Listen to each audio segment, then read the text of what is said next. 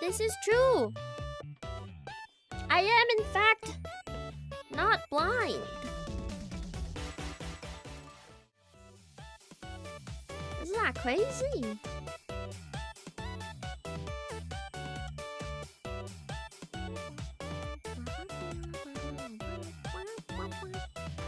Bragging. I'm allowed to brag that I'm not blind. I think that's totally fine.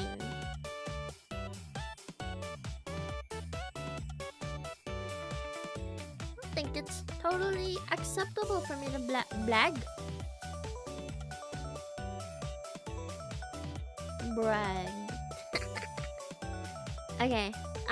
For anything else, let me see if this game even freaking works. Oh, it does. I'm scared that it's gonna be really loud and I'm gonna get jump scared or something.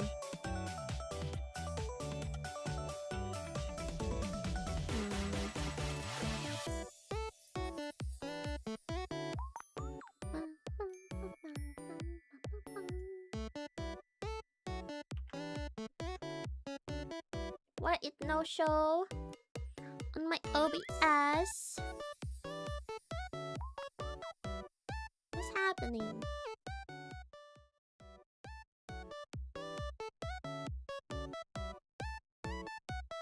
Why isn't it showing? What the hell?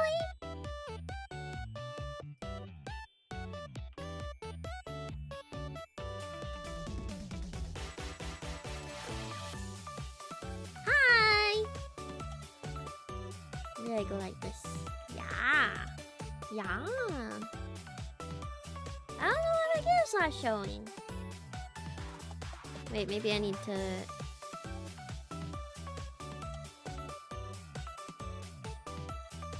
Choto Mate. Oh, you see it? Yeah!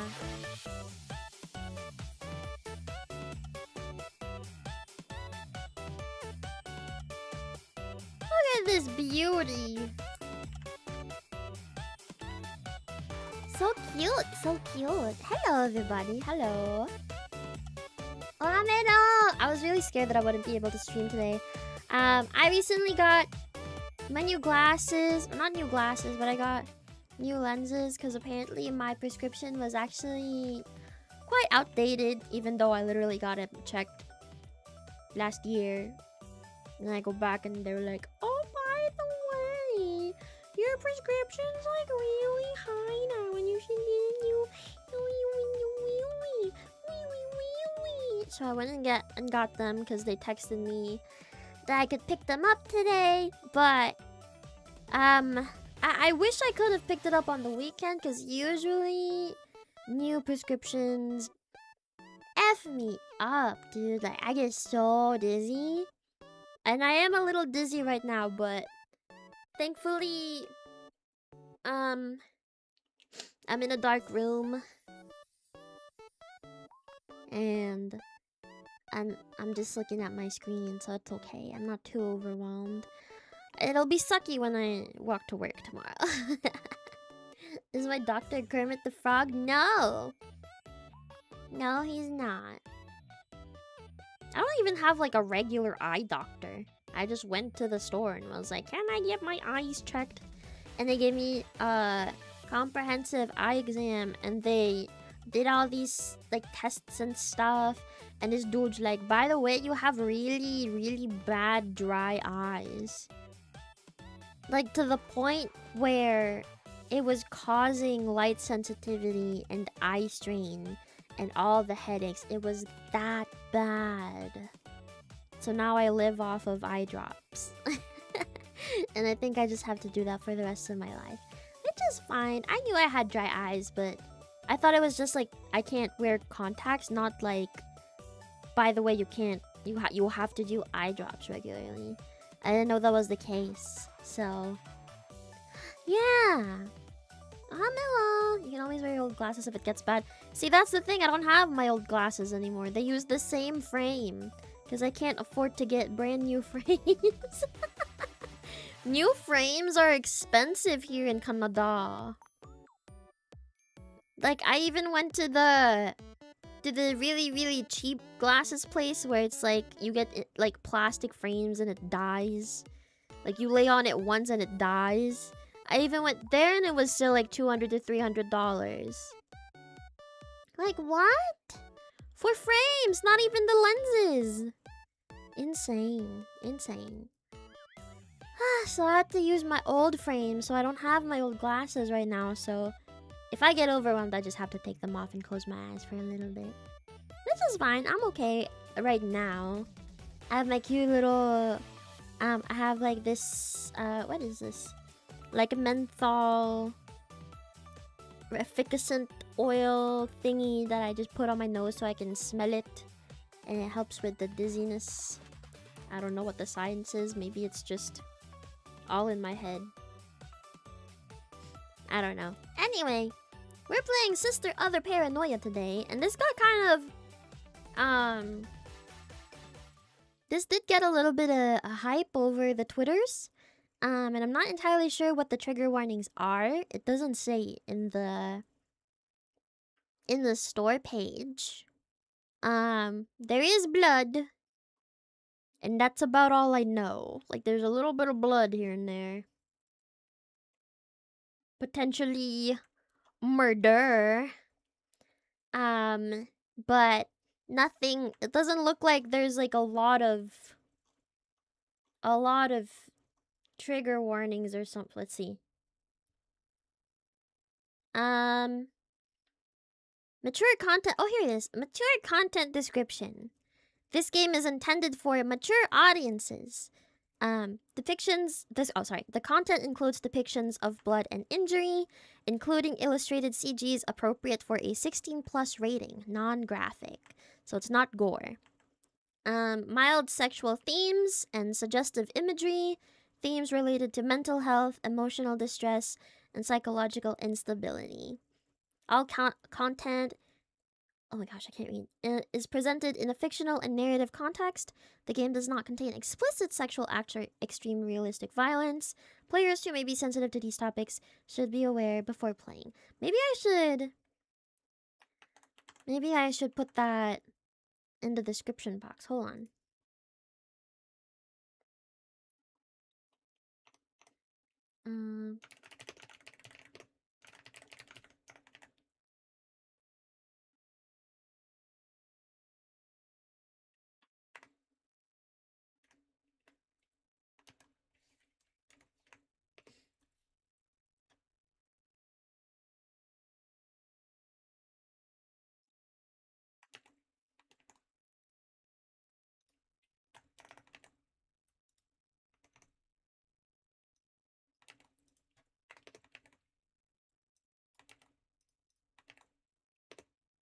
Okay, save.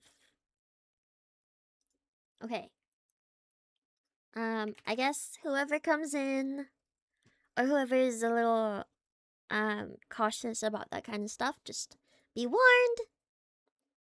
Be warned. That's it. Is Metal mature enough? I'm mature enough. The heck? Please. This game is 16+ and contains some mature content. Content listed in the description box.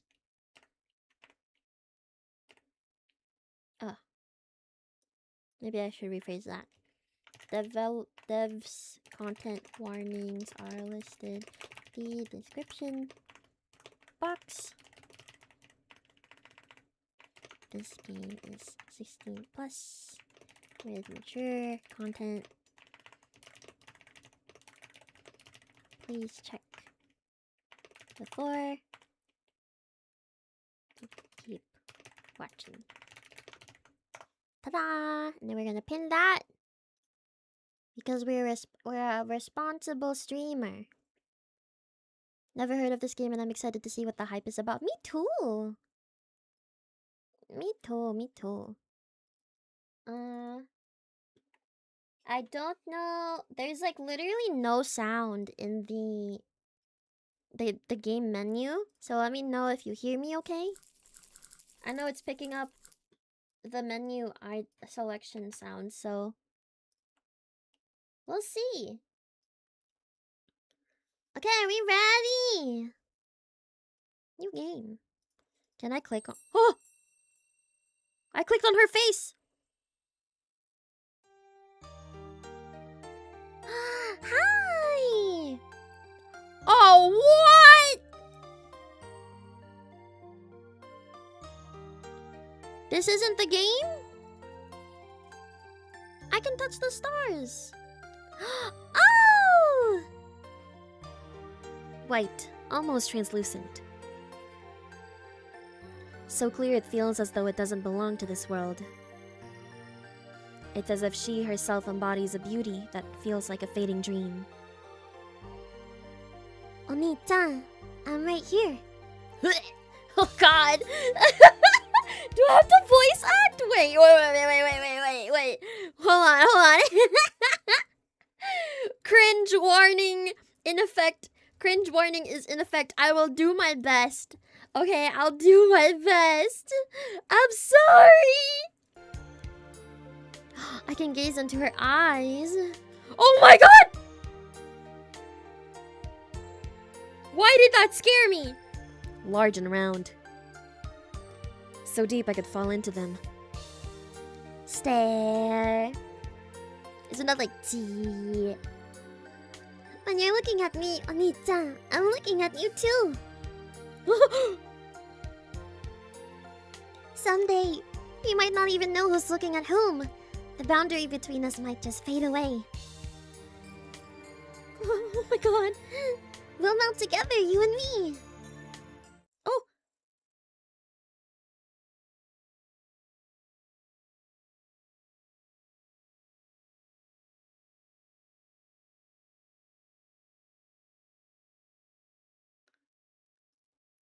Okay. Okay.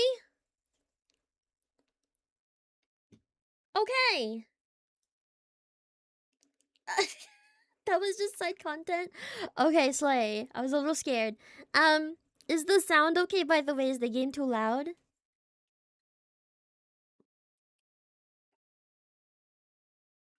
Let's get started. Can I click this? Okay. Ooh, creepy. New game. Ugh.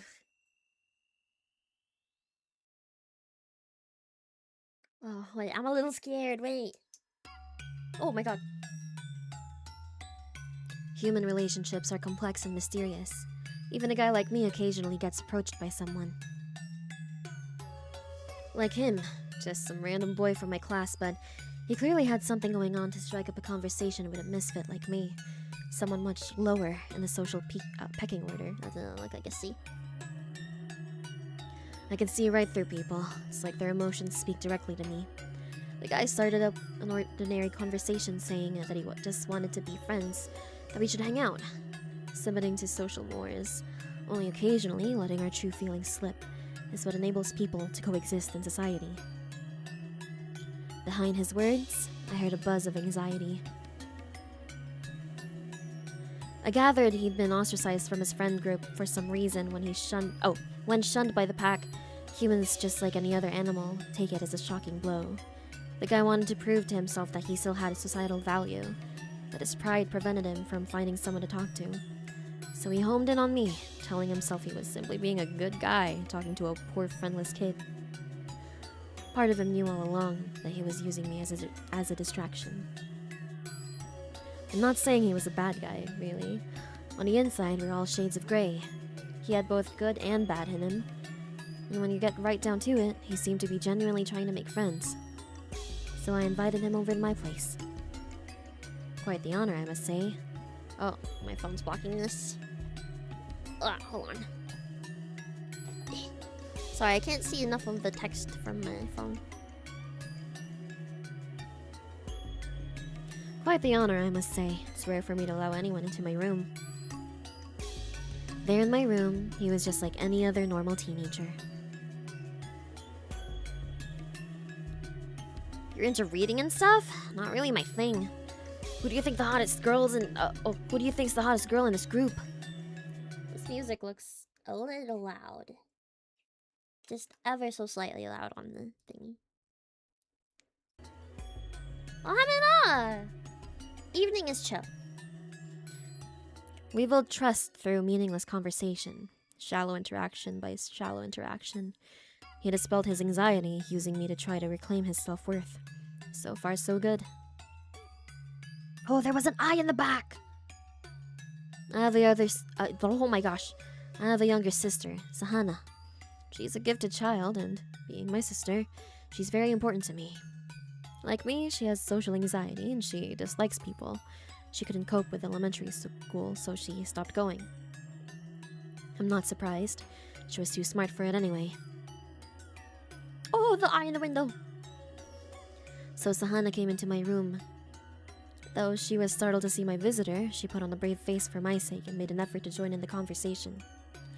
He wasn't a bad guy, but I guess he tended to just say whatever popped into his head.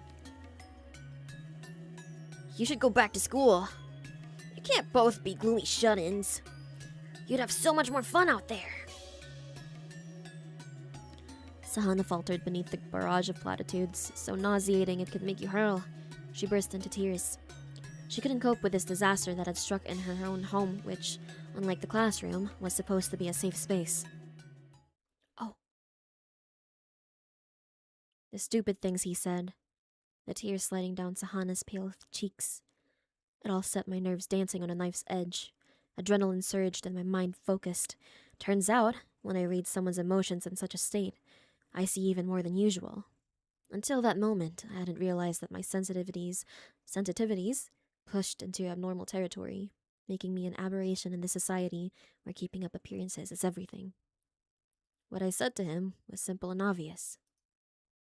But seeing the flow of his emotions so clearly, I wielded my words like a scalpel, slicing away at his self-delusions. Oh.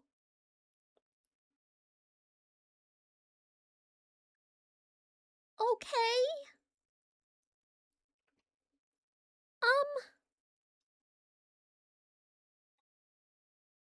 Okay. I see what's going on. That scared me a little bit. It's not supposed to be, like, a major horror story. Okay.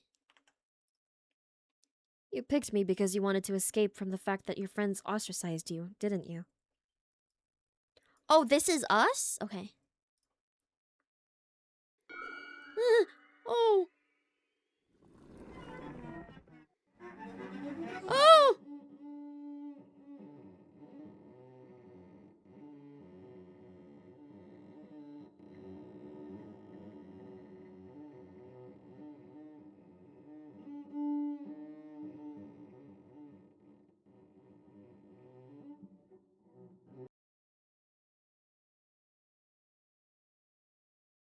Hey, yo!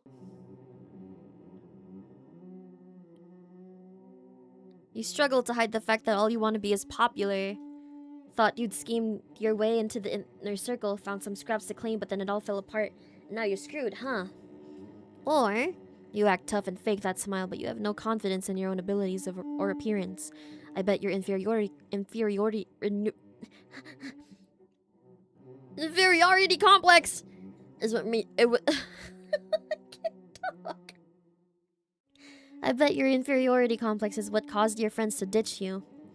I think it's this one. Oh!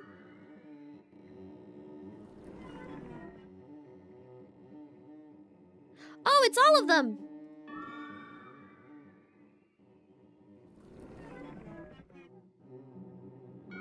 Oh, I thought we had, like, to pick or something. His eyes rolled back into his skull. When he tried to form a reply, it came out in a canine growl. Meanwhile, in contrast to the harsh sounds, he trembled like a scared puppy. His face flushed crimson with rage, and, overcome by emotion with no release, he slapped at his thighs, his maelstrom of emotions spilling out in pained groans. I guess that's just what happens when the softest parts of a person's mind are sliced open. You're a sneaky, disgusting piece of shit. Then he jumped out of my bedroom window.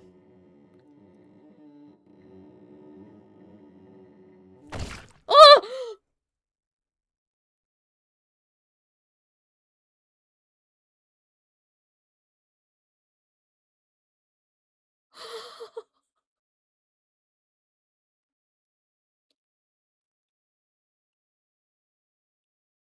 There was a dull, wet thud that I wish Sahana didn't have to hear. Oh, hey! He didn't die, but they expect he'll never fully heal from the injuries. The school decided that we must have been horsing around. He got carried away, and he fell out the window. It never occurred to them that I could have talked him into it. I'd always been a loner, so when my class shunned me after, nothing really changed. Life is suffering anyway.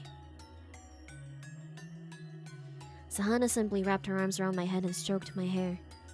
It's okay. You're okay, Oni-chan. I can make people kill themselves if I want. I can commit murder without suspicion. At some point, I stopped leaving my room, choosing to stay shut away with Sahana instead. Time flowed on, leaving us behind. Okay!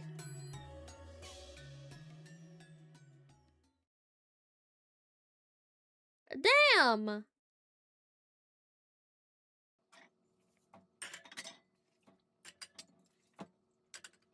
Oh, wait, I hate this. Oh, I hate it. Wait. No?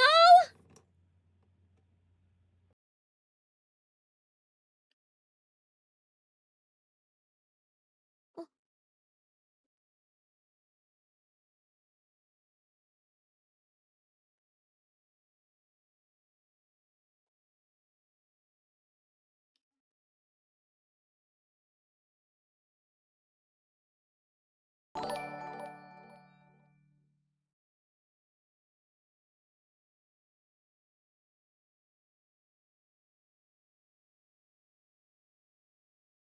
Thank you for the 5. That scared me a little bit. Is this stream friendly? Hold on, wait. When I looked it up, it said it was stream friendly. I'm scared now. Are we okay? Has anyone else seen this up somewhere? Thank you for the 5. My heart's like thumping. Lots of people streamed it by now? Okay. Oh my god, content warning for myself, really. Jesus. Okay. I am a sick man. Who do I think I am? Dostoevsky? Besides, everyone's sick in this day and age. They're all slaves to social media likes, penning their missives in the giant underground of the internet. Not that the real world is any better. I detest both the online and the off. It is 16 plus, but still, jeez. Oh god. I hate it. Hate it, hate it, hate it, hate it. It's mentally draining to be so negative all the time. To think about something a little more constructive. Oh, time to think about something a little more constructive. Shall we put on a little background music?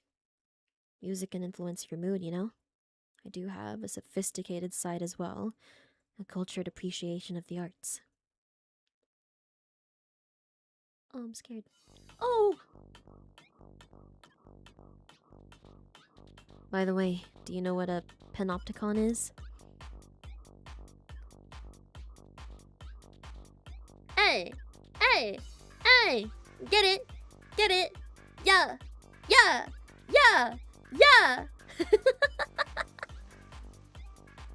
It comes from the Greek word panoptes. Panoptes? Which means all-seeing.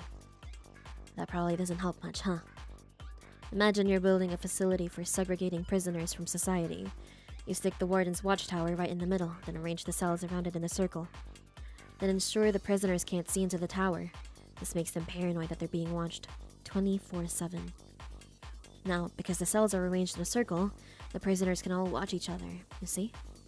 Thus, they will all monitor each other, ensuring no one is receiving special treatment or finding some way to get ahead. It's quite the devilish invention. Social media has been called a modern-day panopticon. Everyone's watching to make sure other people aren't getting too full of themselves, and the moment anyone makes a misstep, they're roasted to hell and back. When any nail dares to stick out, the whole world descends to hammer them down. We're in a prison, see? It's grotesque. Both the real world and the online are prisons built from human relationships. I'm sensitive to people's emotions. I don't know why, but I can practically read their minds. Though it doesn't really work over the internet, I'm just armchair theorizing there. Still, since I base my inferences on the same kind of information I can usually gather in person, I'm pretty confident in my analyses. Let's take a look around this prison. Oh! The anime profile picture who butts into relationship issues. The expert breaking down online drama. The artist posting cutesy drawings. The guy posting selfies who thinks he's got Riz. The corporate drone posting his minor daily grievances. Oh. Somehow this... I really want to pick this one. I feel like this is the anime profile picture who butts into relationship issues. I'm an anime girl with an anime profile picture. Let's click it. It's also the only one with like more obvious color. This one's a little purpley. So that's why I like it. Okay. They don't give a shit about the actual problem. All these people really want to do is either trauma dump or self-abandon or both at once. They blame the opposite sex, or sometimes supposedly weaker members of their own sex, for their past trauma and their warped sense of self that comes from feeling ignored. Everyone's too afraid to address their own sins, and even if they wanted to, it's already too late. So they try to avoid taking responsibility for their own lives. Wow, you've got a tough road, ho. Imagine if someone ever told them that that's life, full stop, they'd be fucked. They spend their whole lives looking around the prison, taking joy in other people's failures, swooping in to take the head off anyone who lets down their guard, and then displaying it among the rest of the trophies. Bunch of revolution addicts. Nothing satiates the masses like the moment the guillotine comes down on the neck of some self-important asshole. What's better than being happy? Seeing someone you hate being miserable. Oh gosh, They call it shade and Freud. and it's sweet as honey to this type. Not living on honey alone. Maybe its own kind of suffering. Discard the concept of impropriety, and you too can forge a route to your own happiness. These people are marathon runners. No. Triathletes who have set out sprinting across the vast ocean of the internet toward an instinctual source of pleasure, and between their gasps for air, sometimes the truth will slip out. A quiet plea. Save me. Oh, we get to read everything. The artist posting cutesy drawings. Oh yeah, she's fishing for guys. What the frick?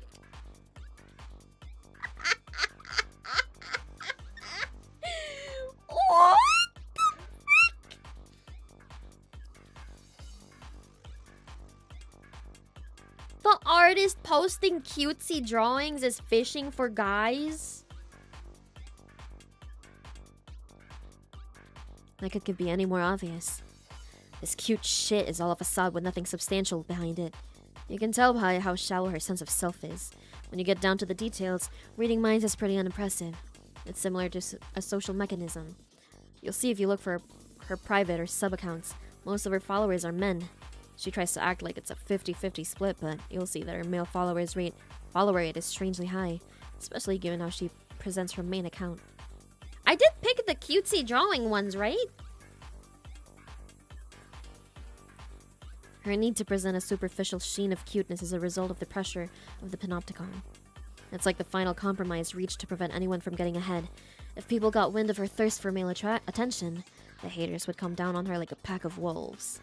The female prisoners are all surreptitiously peeking into one another's cells, you see. It's an unbreakable bond in a sense. I did. What? The expert breaking down online drama. These people are everywhere. I know at least one in my social circle who fits this description. We have a social circle? They're the proverbial frog in a well. Though unfortunately, Unlike the frog's perspective, the unpleasant gravity of, well, the unpleasant gravity, well, of social media is vast indeed. I wonder, does the self-important frog not even attempt to make a jump for the outer world because it's happy reigning over this vast little kingdom in the well? It's more efficient to survive on slimy bugs at the bottom of a deep, dark well than to suffer under the law of the jungle in the unpredictable, unknown world outside. If we're talking meaning, there is none.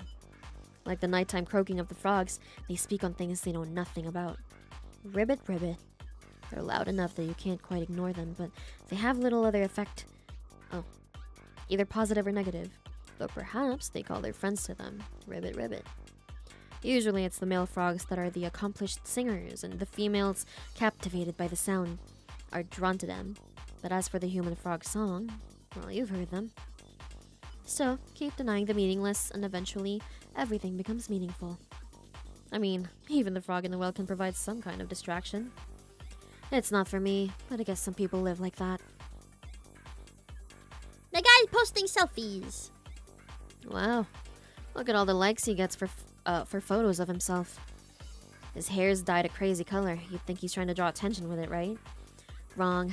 It's a warning color. It's there to scare people off. I can forgive you for thinking he has the opposite intention. I mean, look at the numbers he's getting. You might consider him an attention seeker, and that's part of it. But it's really about selection. He's sending out a message. Hey, I'm someone to keep your distance from. I only want to associate with people who really get me. Someone with more confidence who's comfortable in any company wouldn't go out of their way to look so garish. He's just repainting his head in the color of the moment. Look at the poems he posts with his pics are so cringe. There's no art in this lifestyle. He's just desperate to convert his youth into money and cash it before it runs out. That's why he only seeks out similar-minded men who live in the moment and vapid women who flock to his fleeting star. He offers up this period of his life where one's youth alone confers value to the devil of lookism. And how will he get out of that Faustian bargain? Every day is riddled with anxiety and the fear of aging, but it's not like he can do anything about it. So he shoves it deep down and carries on. This temporary popularity is his escapism, which makes it all the harder to break free from. Last one. The corporate drone posting his minor daily grievances. Me! So me-core! This one's lost the will to even attempt to cry for help. No one's life is dominated by such bland, inoffensive content. If he was truly fulfilled, he wouldn't feel the need to look online, or he'd post more openly about his accomplishments and relationships. But he doesn't even have it in him to reveal the depressing realities of his life. I mean, pretty pathetic to see a grown adult constantly complaining. And what's the point in sending out a distress signal when it'll only make people dislike you? Anodyne tweets are his only resistance against this modern condition of slow domestication and the march toward death. The few responses from old online acquaintances are his lifetime. I suppose that, in a sense, he's making the most of what social media has to offer. Such connections are gossamer thin, faint as spider's silk. Yet the tangible truth of connecting with someone out there in the wide world, for better or for worse, can't be all bad. You think I'm no different, constantly complaining? Fine by me. It's an author's job to rant and rave at the world. I'm working, laboring in the stinking, rotten, ugly world. I'm actually doing a kindness by critiquing the drivel these people spew. Jesus. This is how I live, spouting these prejudices, cursing the world alone, day after day. Fancying myself a modern-day Dostoevsky, I moved with the times and wrote a light novel. I did work hard on it to tell a meaningful, existentialist story through the heroine's character arcs. Heroines? How do you guys say it? Do you know what existentialism is? It's a major theme in Russian literature. Here's my own personal interpretation of it. God is the supreme being we should all believe in, but I'm a human being. I, too, have an ego. I think that's basically what Dostoevsky was saying. I'm a literature major, after all. Not that I go to class anymore. I mean, I can't. I became a commercial light novel author, earning my living from writing at the tender age of 19. Impressive, no? Though I've only published one book so far. My book is called The Emotional Panopticon, which I think is a pretty slick title. Go ahead and pick it up if you come across it in the bookstore. It won a prize and everything, but they didn't print many first editions, so a physical copy is rare to find. The other members of my literature club acted as though a hero had emerged from our ranks. The reality is that my book was shoved on a shelf to hype it up, but sales are non-existent. It's all about what I do next. Still, I claimed my seat at the table, and that's gotta make those still standing green with envy. There are even a few dickheads in the club who talk shit about me. Not that I care. The online reaction has been polarized. It's either self-appointed critics who get off on trashing the newcomers, or pretentious show-offs who heap praise on any work that shows the slightest ambition. Neither can be trusted. A few readers, though, went so far as to write the editor with their thoughts. To tell the truth, these are the people for whom I feel the need to write the sequel. Light novels live and die on their series potential, and you're basically shit out of luck without an anime adaptation.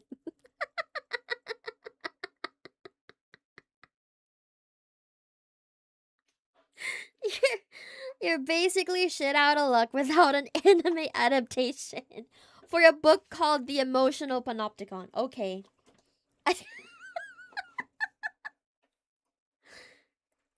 But the thing is, I've developed writer's block. The envy of my fellow literature club members is too much. It made me disgusted with people. And since I'm officially an author now, I've got all kinds of people kissing my ass online. But what if you were into that? You know? People care way too much about status, while faith in the literary gods wears thin. Which brings me to existentialism. As much as I want to make my offering to the gods of the arts, I'm only human. And sometimes, humans just aren't feeling it. I'm sure Dostoevsky and Kierkegaard felt the same way too. The Renaissance induces a shift of perspective from God at the center to man. Vive la Renaissance. I want to visit Russia. I feel like it'd help me regain my faith in the arts. I'd love to see the snow. This painting is incredible, right? There's something about Russian women. Their eyes are cold, yet there's a warmth to them at the same time. Portrait of an Unknown Woman. I prefer the alternate title, though. Portrait of an Unforgettable Woman. People call it the Russian Mona Lisa. I'd love to visit the gallery one day to see it in the flesh. It's fucked up that no one can visit the Hermitage Museum because of this war shit. Guess that's humanity's loss. Though I suppose that's not where the portrait of an unforgettable woman is anyway. Details. Anyway, it breaks my heart that art and culture are being destroyed by stupid egotistical shit like wars and the petty relations of humans and their little cliques on social media. I'm not just venting my frustrations at you because I'm not making any progress with Volume 2. That's not it, I swear. Don't judge me by the blank page. Once I type one word, I'm off. I'll write the whole thing in one go. To me, there's no difference between one word and 100,000. It's so loud, seriously. The whole world is filled with noise. The moment I step outside, all these strangers' feelings wash over me. It's so fucking loud. Everyone's always thinking about such dumb shit. I can see the bullshit, and I hate it. That's why I have to stay secluded in my room. Woe is me. It'd be so much easier to cope if people thought about intellectual things, but no.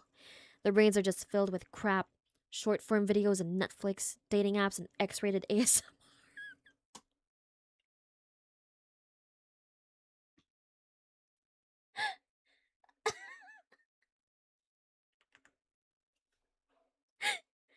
Hello?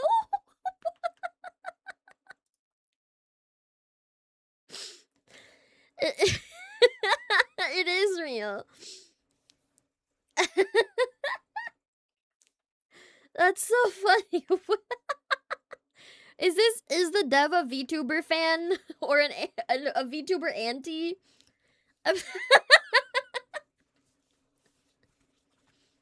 Too real for you? How about you go take a look around the garage? How about you go take a look around at God's green earth? The dev is just an anti making this? I see, I see. Actually? You're so fixated on that little screen in front of you that you've lost touch with the sublimity of the natural world. Is that too big of a word for you? Fuck you! Let me break it down. I'm talking about touching grass. Yeah, this wet behind the ears light novel author is telling you that your life is devoid of poetic beauty and natural vistas. Ironic, huh? Oni-chan.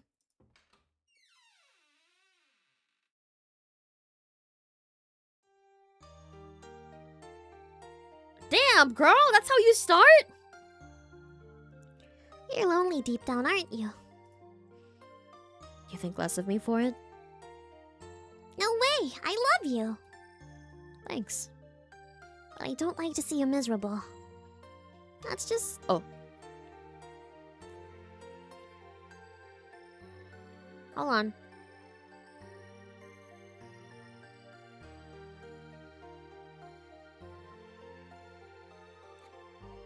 One second.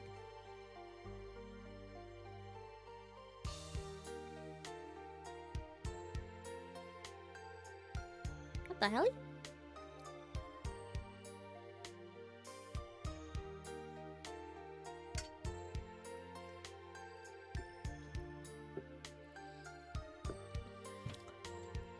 Sorry, there was cat hair in my mouth.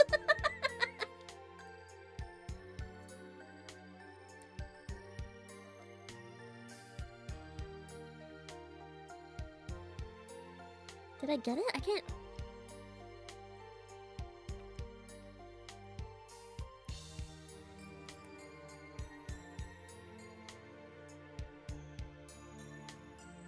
I'm so confused. It feels like there's hair in my mouth, but there's not. Okay. That's just how it is for authors. No creativity without pain. No, that's not the reason. You're intoxicated by your own noble suffering. You've made misery your identity, to the point that you're lost without it. You know that life is hard, so you intentionally make it harder for yourself because you think that'll let you run away from other bigger problems. You're hardly one to talk when you refuse to go to school.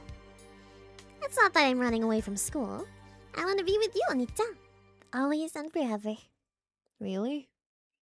She's right that I'm running from something. But aren't we all? People can't deal with reality 24/7. By that virtue, I became a warrior the moment I submitted my light novel. I'm not hiding in the literature clubroom, joining a wound-licking circle jerk. I'm on the battlefield armed and ready, preparing for my next skirmish. Hello! You're coming up with excuses in your head again, aren't you? Can my sister read minds too? You blame yourself, and you blame other people, and then your mind goes off chasing excuses. But truly weak people don't even look for excuses. Somewhere deep down, you're trying your best to have compassion for yourself and other people. That's what gets you stuck thinking in circles and brings you down.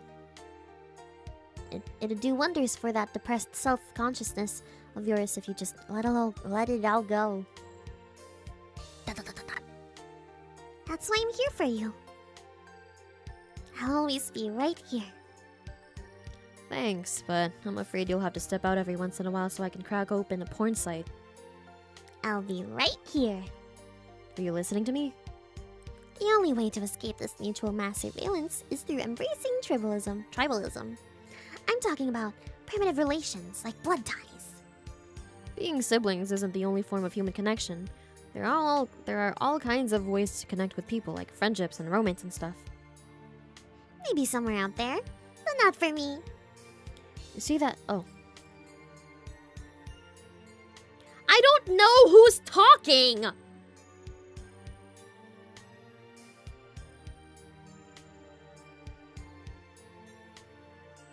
Is this her? You say that, but most everyone is a frog in a well. But you're an author in your room. I'm not just holed up in here pretending to be an author. I've actually published something. I get royalties. Enough to live on, even. Then it doesn't matter that you're not writing. You can be happy, if that's what you want. My only joy is sublimating misery.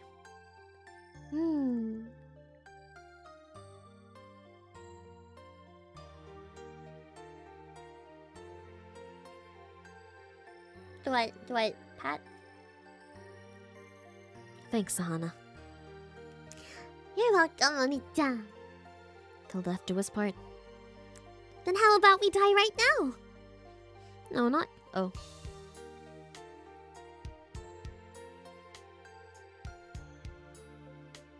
I don't know who's who!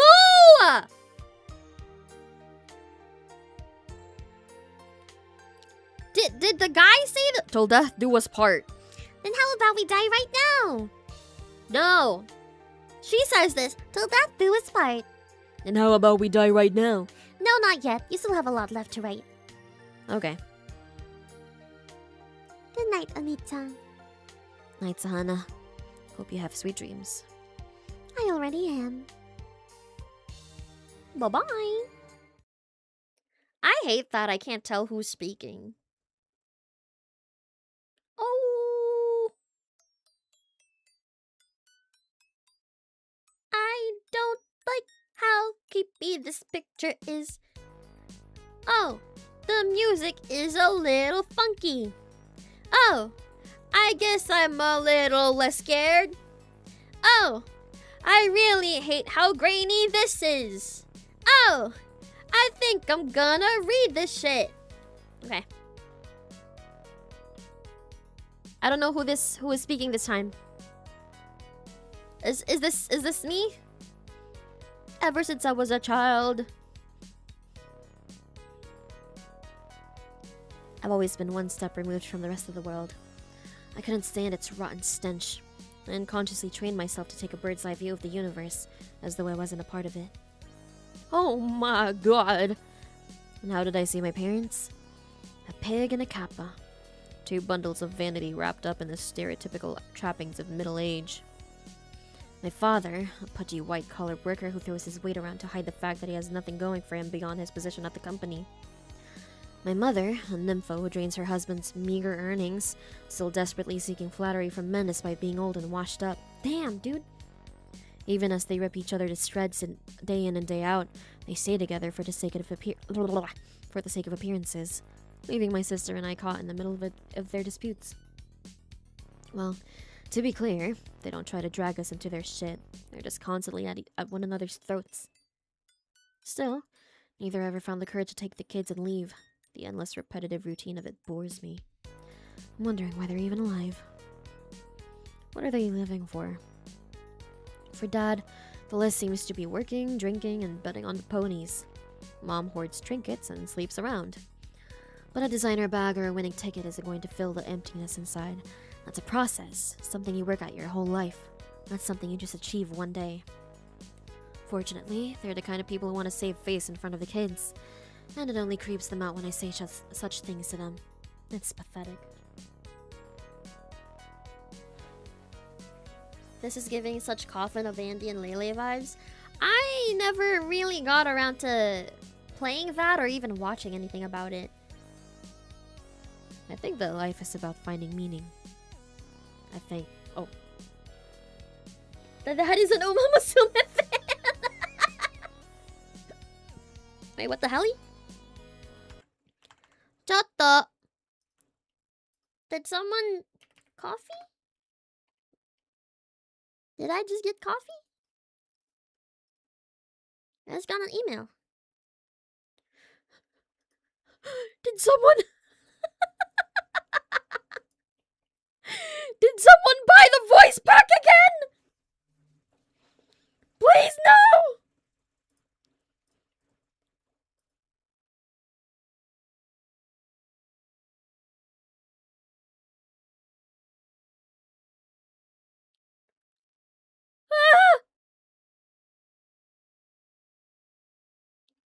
Ah, thank you, Blue Sky, for the 20! Thank you! So is Chato Mero like the sister and the MC? Am I your little sister? Do I give little sister vibes? I hope so. Oh, Ni-chan. Already have the voice pack? Buy it again! I'm kidding. Don't do that. Thank you. Wait, what the hell?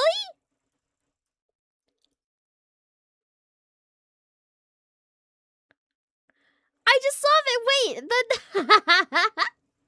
the devs of Tonka Tonton also donated $20.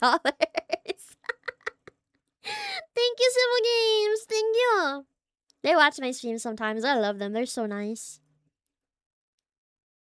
No!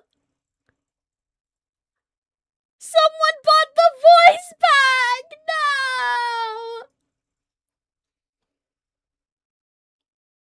I'm at Mero as MC. Matches your depression. Chat is sister. Chat, call me Oni-chan right now. Call me Oni-chan right now. Come on, my imotos. Come on. Gotta see what all the fuss is about. There's no fuss. Delete it right now. One-sama. Oh, what?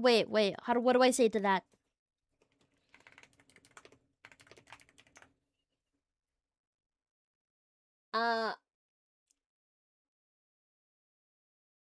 What's that thing they say in the anime? When you call someone their your oni-chan or one-san. いい子だね. Is that it?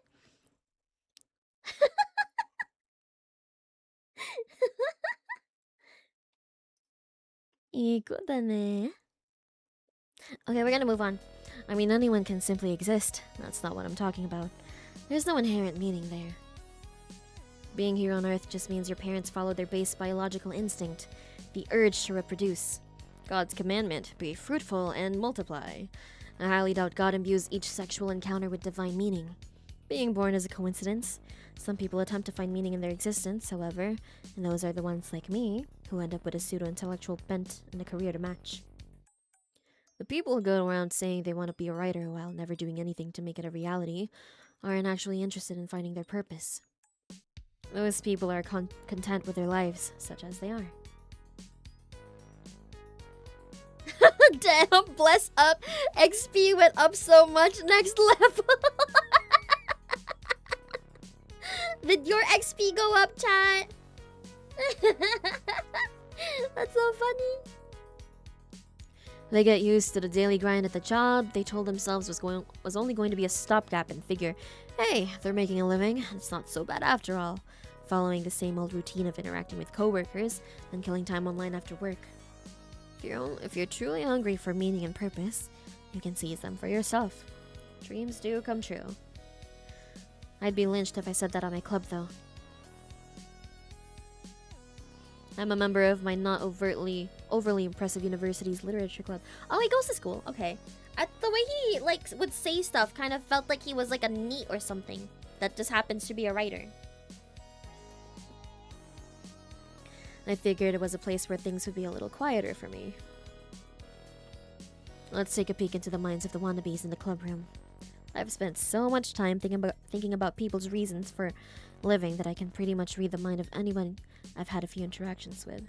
In fact, I can practically hear their inner monologues as though spoken aloud. I feel like you're assuming. You're making really big assumptions here just because you're just based off of how judgmental you are, buddy. A girl who loves literature, but loves being a literature girly even more. What the fuck? In high school, she was one of those forgettable girls with a few prospects, but on entering college, she found her niche as a reader. Suddenly shot up in popularity. Who the hell gets famous from being a reader? Who gets popular from that? If you can really get into it with her over whatever the club is reading this week, you'll be seen as the popular guy. So the guys spend their dull days trying to impress her with more than a few falling for her along the way. Oh, I guess I get it. Like she's she's so intellectual. You can really have deep conversations with her, bro. But she's a little anxious. She knows that her value is extremely localized.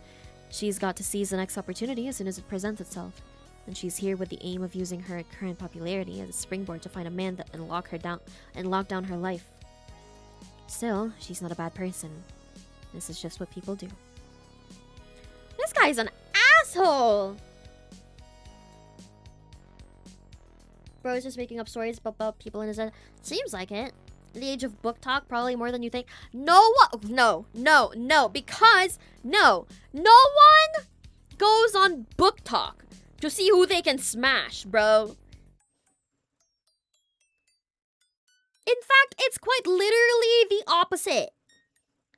If you're looking for guys as a girl, book talk is not it. Guys don't give a fuck. Have you seen the comments? But then if it's a guy on book talk going like, oh yeah, today I read Fyodor Dostoevsky's Three Brothers book. Here's what I think about Russian literature. Oh, Kafka was really ahead of his time, yada yada yada. This is the books that you should read. These are the books that you should read to become an intellectual. And the comments are all women.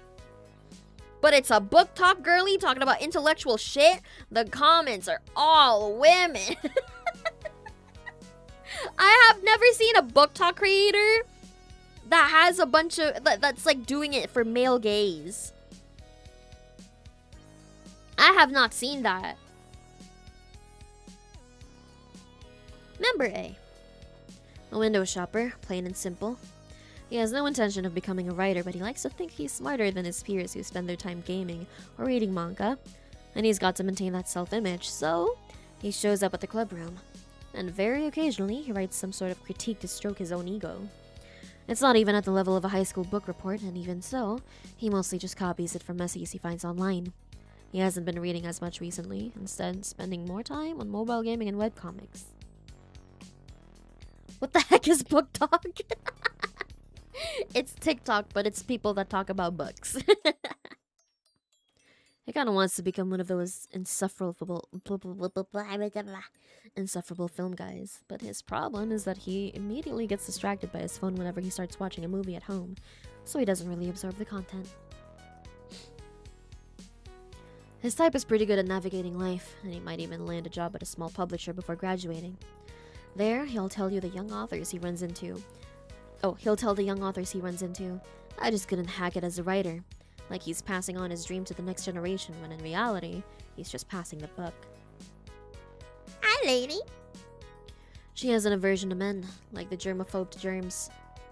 Thus, she reads books that have gender as a central theme. She takes pleasure in the consistency and routine of the club meetings, sharing her insights into these works as well as her own thoughts on her pet theme. Her identity now revolves around delivering her insights on how work depicts women, whether they want to hear it or not. She loathes toxic masculinity and is highly critical of any perceived vulgar talk from club members or people online. People neither respect her nor fear her, though they've simply just started avoiding her because she's a pain in the ass. Damn, dude. This guy's a hater. This guy's a hater. Once, someone reminded that gender wasn't the only theme of a particular work, and she angrily shot back that they clearly hadn't understood the author's intent. Being overly conscious of the differences between men and women only narrows one's worldview.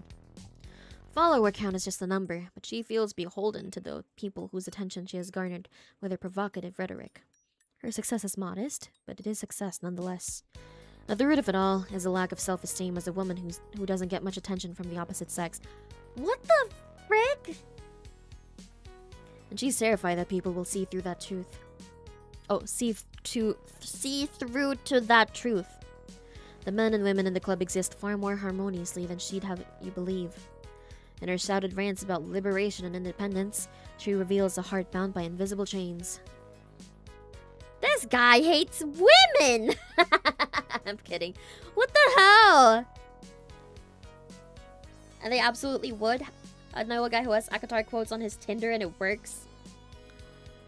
Insane. Last guy. He likes literature, writing, criticism, and hanging out with a group, and he participates in it all up to a point, but his heart isn't in it.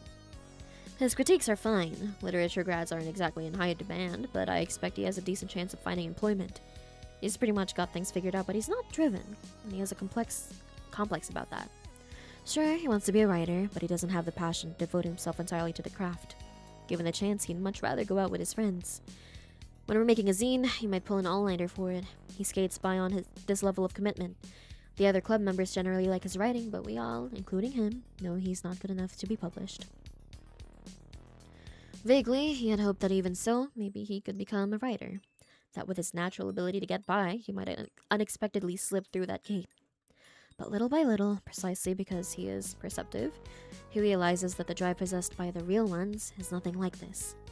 And so, despite thinking of himself as the kind of guy who can do anything he puts his mind to, he's given up on the idea, knowing that he'll never be able to dedicate himself to something to the exclusion of all else. He'll graduate with a mixed bag of happiness and unhappiness, topped with a heaping helping of existential dread about a life filled with mediocre accomplishments and the rare fluke of a solid showing, yet with no clear game plan. I suppose that's about all you can expect from the average university student anyway. Yes, I am qualified to judge. Don't forget that I made it past the gatekeepers. I'm a published author. This guy is so... Okay. He's like, people on social media are gonna beat you down as soon as you get ahead of yourself. But then he's like, I'm a published author. I'm above you fuckers. What? Last but not least, there's the guy at the back of the room, cultivating a gloomy aura. The one with the unsettling look in his eyes. He's a real character, but the truth is, he's just your average wannabe. Another young guy of dreaming of being an author and a critic. Whenever I'm successful, he directs his oppressive envy at me like a laser, and it burns. Hiyakawa. Hey, he has a face! Hello, Art. His name is Hiyakawa, written with the characters for Cold River. This guy is as icy as his namesake. People used to ironically call him sensei because he pompously criticizes others despite not having achieved anything himself. That all ended when my book was published. Now I'm sensei. It's hard to tell whether he's glad the nickname is gone. Excuse me. Or whether he liked having his superiority acknowledged, even in jest. He burns with envy toward anyone he thinks has gotten ahead of him in life. Every day he compliments me on my work. It's so obnoxious. I want to quit the club, but now that I'm an author, it feels awkward. That's the only reason I'm still here.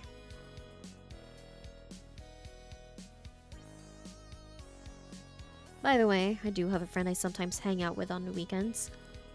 But things are awkward with him now too. Hey! He's the most normal normie who was ever normed. We were never joined at the hip or anything, but I've known him since elementary school.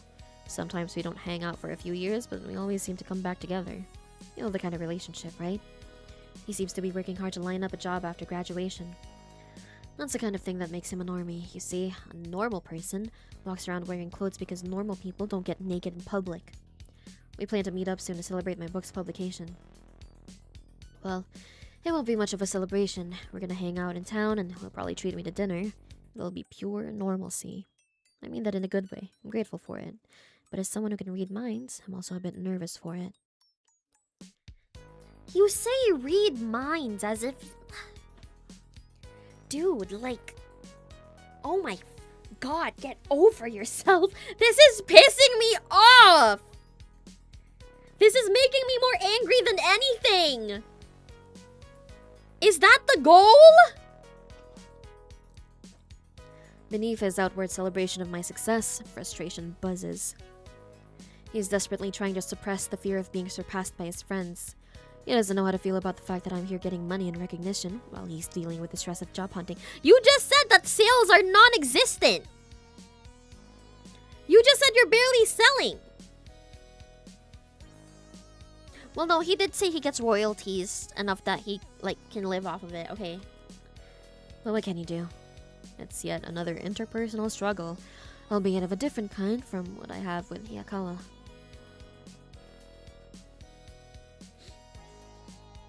When you hate the protagonist. Yeah!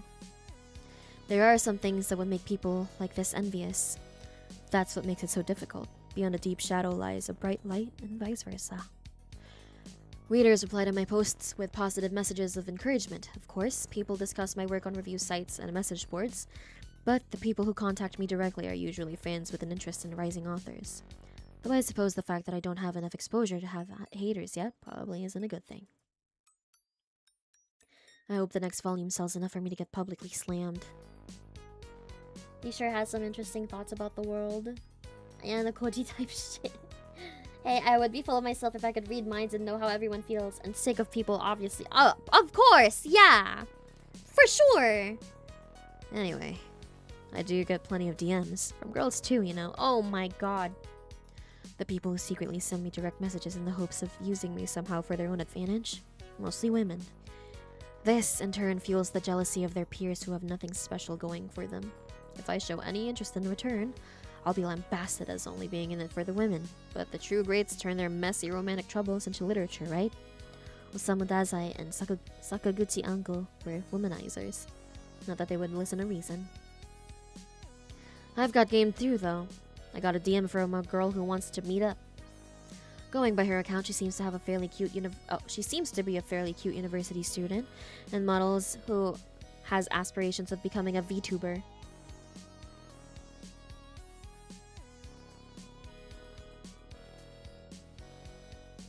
Bro! She looks average enough to me, but her selfies get plenty of likes and she has about 3,000 followers. She's into alternative stuff and she messaged me because she emotionally connected with my work. Well, I'll be damned. It could be interesting to take a peek inside her head and use it as inspiration for my work. I haven't responded yet.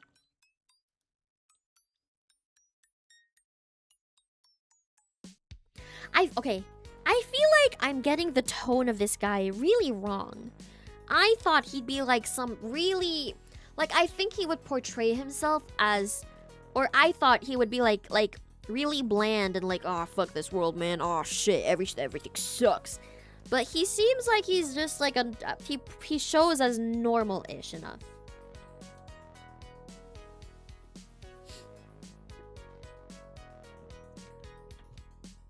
Finally, to play the part of the broke student, I have a part-time job working the night shift at a convenience store. Is he a psychopath? Is he like pretending? That's all I felt up to. The store is surprisingly quiet at night, though it's a comparatively good time of day. The work itself is strenuous. Every day I find myself wanting to punch the manager in the face. The only reason convenience store managers across the nation are still alive is because night shift pay is slightly higher. That's why I haven't killed him. Let's take a peek inside the customers, shall we? I like observing them from behind the register. There could be something almost childishly innocent about patrons who come here at night. Oh, like I mentioned before, my ability isn't something so convenient as telepathy. It's more like a form of synesthesia. And I do need a certain amount of information for it to work. While I can hazard a decent guess from observing their actions and body language, it's only after a few conversations that I start to see deeper. That's why I don't like to get close to people. I can't help it though. I'm already in their minds. Oh my, get over yourself. Oh, Oji. This old guy's a regular. He's always pissed off about something. If the cashier is too slow bagging his purchases, he'll curse at them out. Despite that, he buys a ton of candy. Both his work life and home life are falling apart. After his night shift ends, he fills his basket with carbs so he can eat his stress away. His body has expanded with his sedentary lifestyle, and he's transforming into a lump of flesh that disgusts his coworkers and family. My dad's the same. Gluttony is the most convenient sin. Even a complete idiot can stuff themselves. And that's what idiots do. It's a lack of self-control. To be human is to restrain one's desires. That's rationality. We aren't beasts to be controlled by our instincts. You're gonna do you last, lady. Oh, high schooler something. I bet he's a runaway. Curfew ends at 4 a.m., so until then, he evades the eyes of the law by drifting around the stores that are open into the early hours. He could pass for 18, but it's always better to err on the side of caution. Not that I have any intention of turning him in. I bear him no ill will. It's not like he's shoplifting or anything. There's a dumbass dropout who often works the same shift as me, and I don't want this kid to head toward the same future. I'm happy to let him browse for a while and liven things up for a bit. Hello, ma'am. She's clearly a hostess. I mean, you can tell from how she's dressed. Maybe she doesn't work at a hostess bar specifically, but she definitely works at the red light district. There's a delicate soul wrapped in those flashy clothes. I guess she's here for condoms or cigarettes. She flits in on her break, then disappears again into the neon world. There you go. She's picked up a pack of condoms. Well, at least she's not one of those chicks who's obsessed with host. How do I know that? Hosts always have condoms on them. They look out for the number one. Oh, they look out for number one. This is all just speculation, of course. A man has to entertain himself. I can't talk, I'm sorry, when he works the night shift.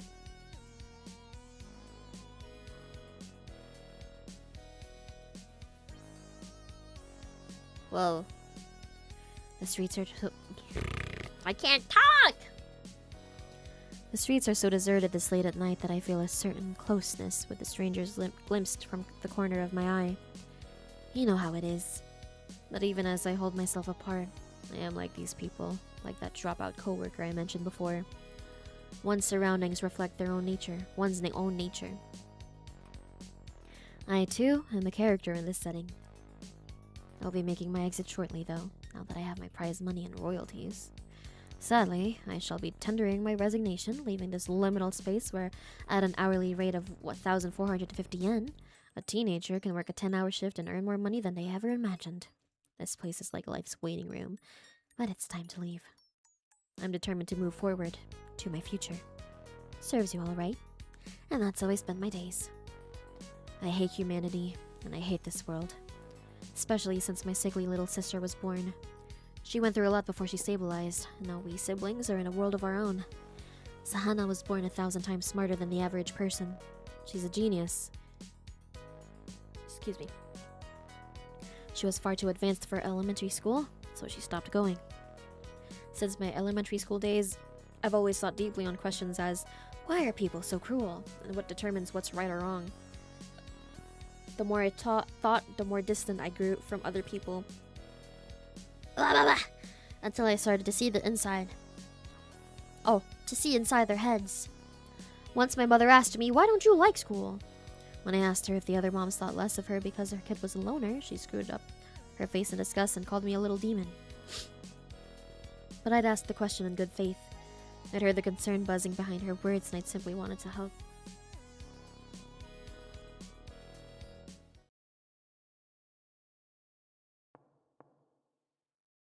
You're still awake, Onita?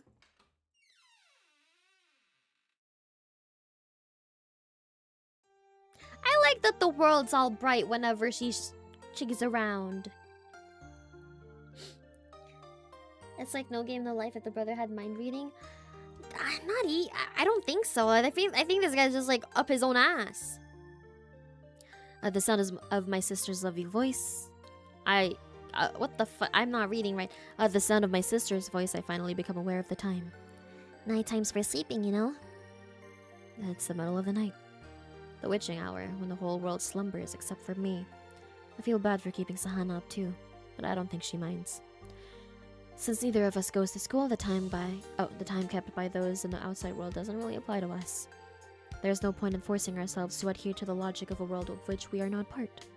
Sahana only mentioned the time as a conversation starter. She wants me to pay attention to her. Twisted as we may be, she still wants us to play at being a happy family. Plus, kids find it fun to be up late while everyone else their age is tucked in bed getting a good night's sleep before school the next day. They follow their parents' and teachers' orders, going to school even though they'd rather not, already being conditioned into wage slavery as they learn to wake with dawn. It's idiotic. They have no idea how much quieter and more enjoyable the world is at night. I'm so proud of my sister when I compare her to those drones. She'll happily point out her brother's unhealthy habits while having no intention of going to school herself. Oni-chan, you're mocking people in your head again, aren't you? No, I'm not. Actually, I was thinking about how proud I am of you. It's okay. You justify yourself by looking down on people who live normal lives. No, I don't. And even if I do think along those lines, I'm not looking down on people. I'm just stating facts. You'd be lost without me. I don't know who says what. That goes both ways. We're two shut-ins together. If one of us left, that's the whole world gone. You can't really say you're living if there's no one around. Well, we can say we're alive in a world with only each other? I don't know, but living more than we would But we're living more than we would be if we were completely alone, I think. Though only barely, but I'm okay with that. I'm fine with that too. Oh, I'll always be here. my sister is always cynical, yet also always earnest. She's such a weird girl, but that's fine. If she were normal, she'd probably hate her older brother. Plus, she'd be up in the daytime and going to school. She'd set some awful alarm and it'd wake me up too, but because she'd be the good girl doing what she was supposed to, my complaints would be irrelevant. That's how neurotypicals exclude people like us before they even notice us. Those cruel, cruel people. We're just committing slow suicide to- oh. We're just committing slow suicide together, aren't we, Onita? Girl!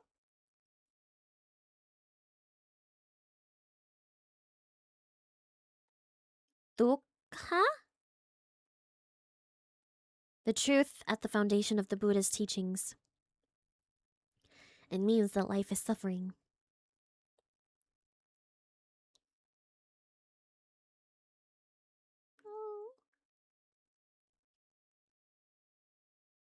Oh. I'm a fan of Buddhism. I see it as a religion of resignation. It's like, this is the way the world is. Get used to it. Things are never going to go how you want them to. Suffering is the core of life. Any moment without pain is a bonus. You live with the assumption that nothing will go as planned, finding happiness in the rare occasions when it does. But I hate the kind of people who spout nonsense about living without expecting anything from other people. They're liars. You can see it in the color of their emotions. They just want to show off, acting like they know all about suffering and truth. But deep in their eyes, you can see it. They still believe in other people. I mean, if your average person could achieve enlightenment that easily, there'd be no need for Buddhism, would there? So long as you're alive, you'll always be suffering. That's just the way it is. I read a book by a famous psychiatrist. After delving into so many minds, this doctor apparently concluded that moments of peace or joy were rare and fleeting among the harsh realities of life. Really gives you hope, right? Everyone's suffering. No, I'd really rather not, but it's time I made some human connections in this shitty world. Living is inextricably tied to relationships, so I'm going to power forward while I have even a little motivation. As much as it pains me, experience is necessary sustenance for creative work. To live is to suffer. Now where shall we go?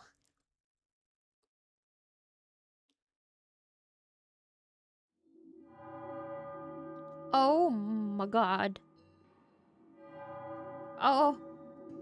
Oh. Hello?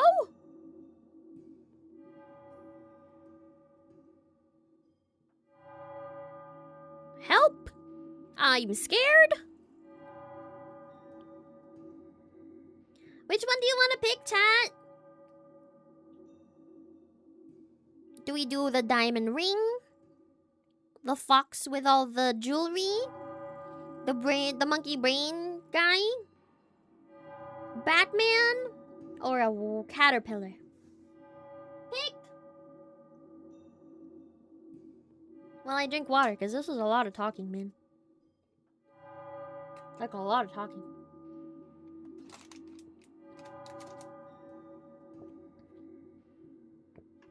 Monkey brain? Okay. Looks like there's two people that said it, so we're gonna go with it.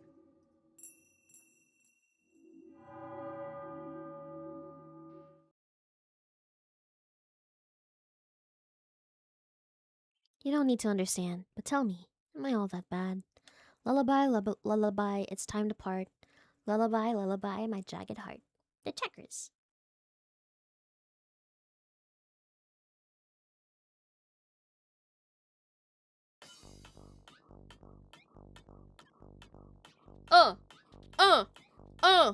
Get it, get it, get it.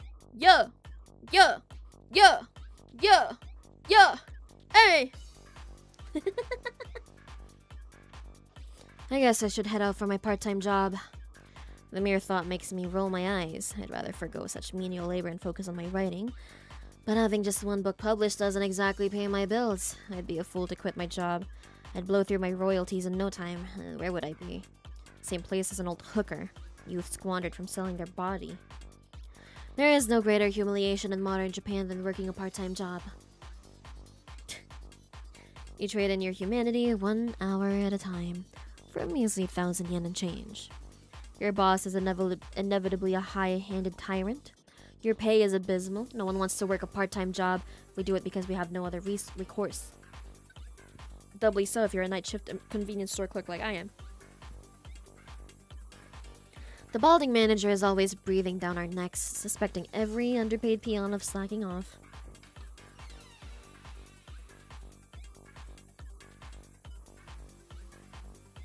I can't believe we're allowed to labor under such conditions. It's madness. Just the other day, a coworker of mine, 30-something, looked to be a decent enough guy, was caught stealing sheets of postage stamps and given the boot. A single postage stamp is no worth more than 10 yen, 110 yen, but a whole sheet could sell for tens of thousands. Those stamps really add up. I'm almost impressed with his resourcefulness. It helps that we barely talked, and I don't care when a near stranger steals a handful of stamps. He's nobody to me, and they weren't even my stamps. And aren't we all living paycheck to paycheck, just trying to make ends meet anyway? We're all lunatics underneath a thin veneer of social acceptability. Look at me, I'm nothing but a downtrodden, cynical college student. I work nights because I hate interacting with people. My shift lasts from 10 p.m. to 8 a.m. Night shifts pay extra. Of course, extra is peanuts compared to the vast riches the esteemed office worker is raking in every month. My pay comes at the cost of no longer waking with the salubrious. What does that mean? Google. Define. Oh, fuck. Define salubrious. Salubrious? Salubrious is an adjective that means healthy, wholesome, or good for your mind and body. It often describes a pleasant place, clean air, or a helpful climate that promotes well-being. Wow! Rays of the rising sun, yet there's no end of people desperate to snap a little extra cash. Thus, they fall into the working night's pipeline. First you skip classes, then you repeat a year, and pretty soon you're dropping out. Am I on the road to being a college dropout? I'm sure other people think so. They look at me and think, he's throwing his life away. And they're right. I don't give a damn about college credits anymore. If I'm gonna fail all my classes anyway, I might as well drop out and focus on my writing career. It's cheaper than repeating a year. Don't I sound fancy? Writing career. I'm a regular starving artist, a bohemian. Yet to describe myself as a bohemian implies planning, intention. The truth is, planning, intention. The truth is, I'm simply wandering my way through life. People who plot out their futures aren't equipped to be writers. Or so I will tell myself. Oh, or so I tell myself. I'm still writing the sob story in my mind when I arrive at the store where I work. Customers' brains have long since atrophied for lack of use. All that runs through their decaying gray matter is convenience, convenience, convenience, convenience. Of course, the workers are the same. All they think of is money, money, money, money, money. Welcome to an alternate dimension where all that matters is clocking out the second your shift is over. Vroom! An engine's purr cuts through the stillness of the night. Unfortunately for me, it heralds the arrival of my illustrious colleague, the gentleman with whom I have the pleasure of sharing this evening. He's a prick.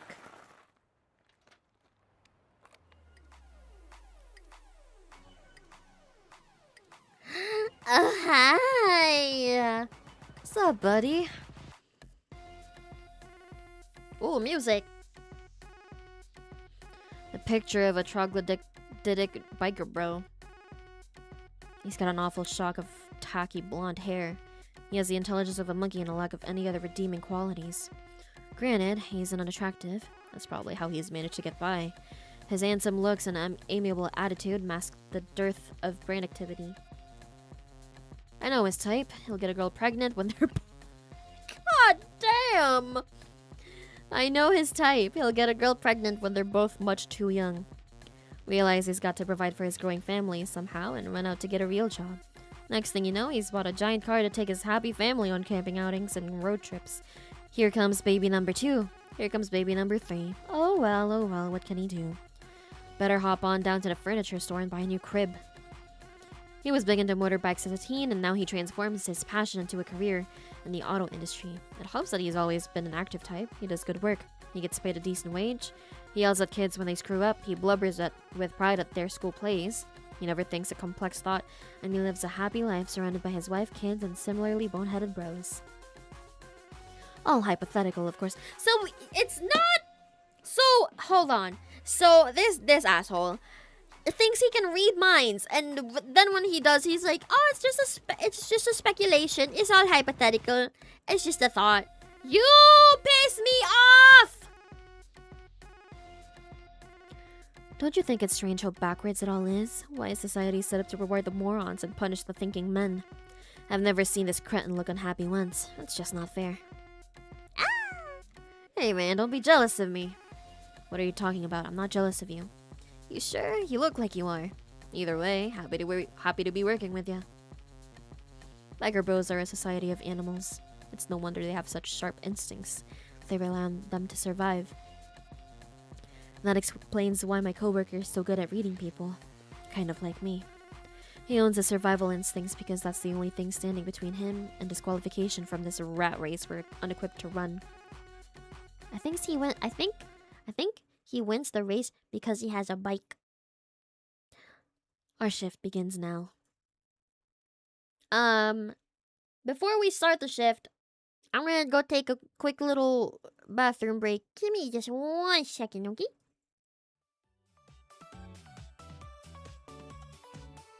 BRB!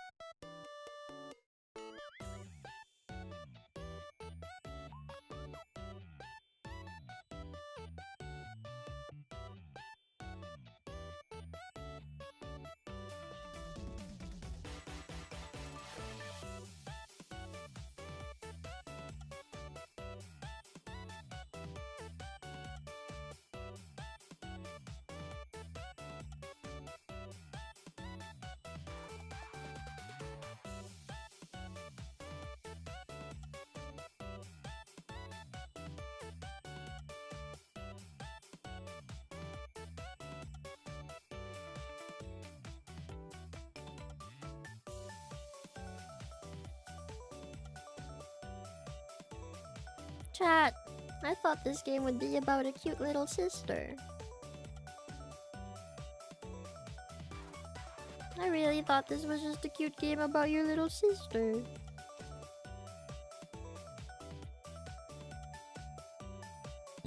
Excuse me.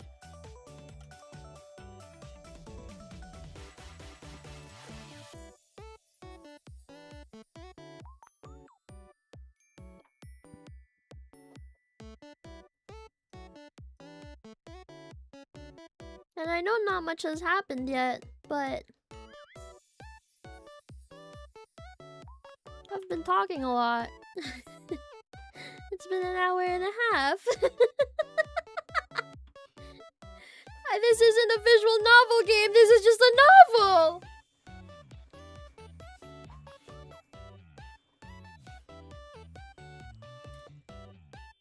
Damn. I also don't think I can keep up the low bro voice. It's starting to hurt my throat quite a bit.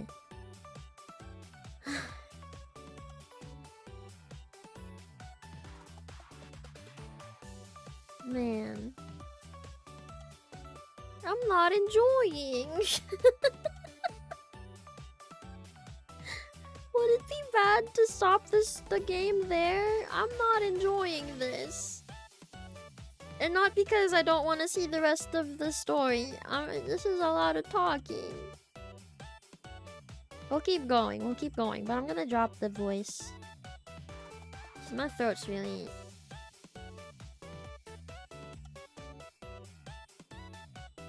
We'll keep going. Oh, I need to shut the ATM down. We'll keep going and see if it gets a little better. Okay. Sorry. I step out into the shop at 10, taking over for the high school kid who's been here since 6. The glint of energy in the kid's eyes sicken me. I can't stand high schoolers and their enthusiasm for working. They don't know They don't know what the night shift means. The despondency, the black ooze that seeps from the checkout counter after 10 p.m. This is the witching hour, the time for us undead to creep from our crypts unmolested by the light of the sun. This is vitality and love for work, reversed. Oh, hi. You mind manning the register, dude? I'm gonna go restock the shelves. Night is the time to replenish goods and to pull food off the shelves that's reached its expiration date. We must do all we can to send off the hardworking adults and the cheerful young college students to their happy, fulfilling days. Silently smiling, we work a labor of love for the living. I ring up the handful of shoppers that trickle in throughout the night in between cleaning the deep fat fryers. The stench is horrendous, a product of the buckets of oil we feed these machines to pump out the buckets of food to feed us. Every uneaten piece of junk food I toss in the trash makes me curse this culture of mass consumption further.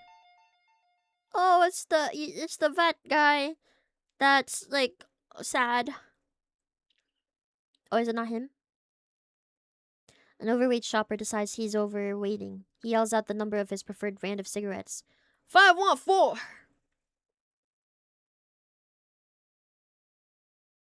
514! Oh my god, guys, gameplay! 514, you said? One moment. Hurry it up, kid. I hate people who come in to buy cigarettes. They're the worst. Who do you think they are, ordering me around with their numbers? I'm not a convict. Bye-bye. An ugly floozy is curt with me. Give me a 417. Oh my god, gameplay! 417. Da-da-da-da. Maybe she reserves her smile for the patrons who stuffed 10,000 yen bills into her bra. Bro! 616.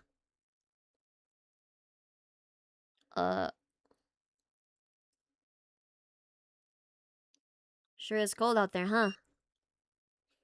This one's a small talker. I don't mind the chatty types, but something about them breaks my heart.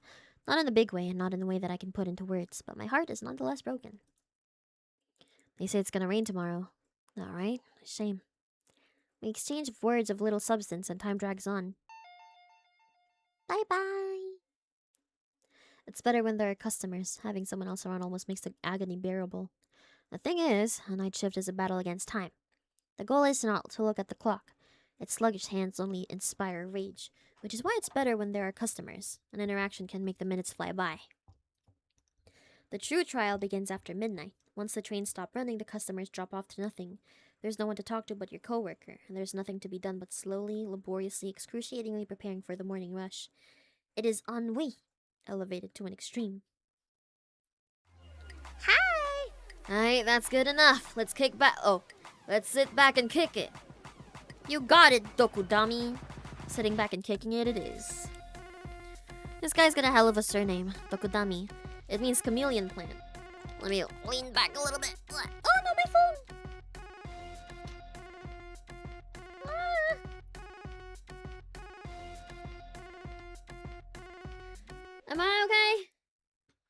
Oh, I'm lopsided. I'm less lopsided.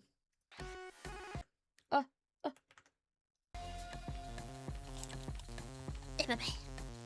I've heard of tales of convenience store workers using fake names to put off mean customers, but this man would never need a fake name to deter would-be complainers. I need to move my mic.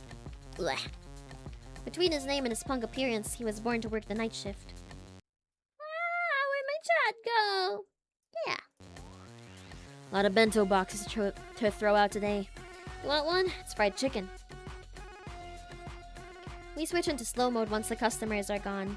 We have a list of things to finish by morning, but they'll get done eventually.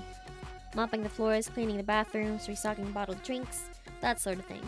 No more than 2 or 3 hours of work, even if we chat while we work and take our sweet time with it. If we're slow enough, we can make the work last until the morning rush. Then the commuters fill the store and tie me up at the cash register until 8 o'clock rolls around and my shift ends. I collect my paycheck, 10,000 yen or near enough, and head home.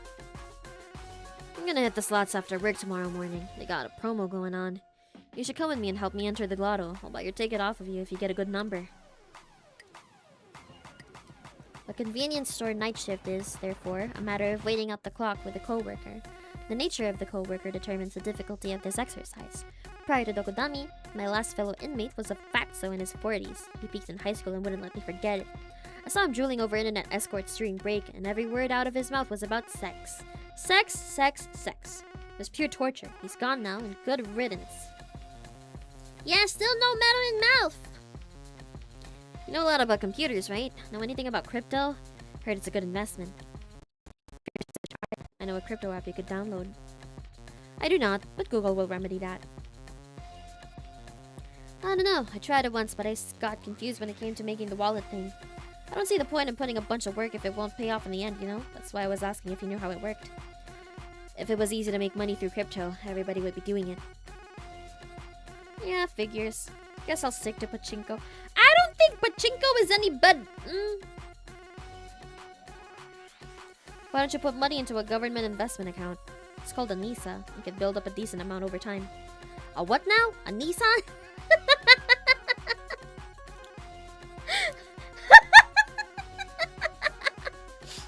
You're telling me the government goes around giving people cars? That's wild, bro. Hook me up. I gave you the chicken bento, so you owe me. Get real. If the government handed out cars, I wouldn't be working this crummy part-time job. Yeah, figures. It's decent of him to ignore the way I treated him like shit. He annoys me, but at least he's mildly entertaining. I can't be bored with him, certainly never enough to try reading his mind. Still, I don't want to get too chummy. Biker bros are petty crime recidivists.